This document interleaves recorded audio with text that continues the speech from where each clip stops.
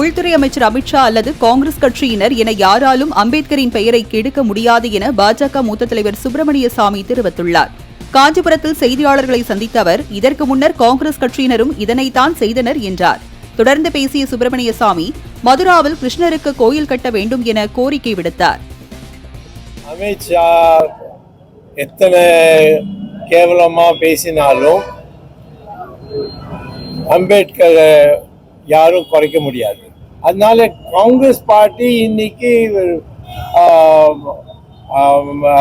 நம்மளோட home minister மேலே இது மாதிரி விமர்சனம் பண்றாலே, நான் கேட்குறேன், நீங்க என்ன பண்ணு? அதனால நான் காங்கிரஸ் சொல்லட்டும், இல்லாட்டா அமித்ஷா இருக்கட்டும், யார் வேணா இருக்கட்டும், டாக்டர் அம்பேத்கரோட பேரை யாருமே கெடுக்க முடியாது.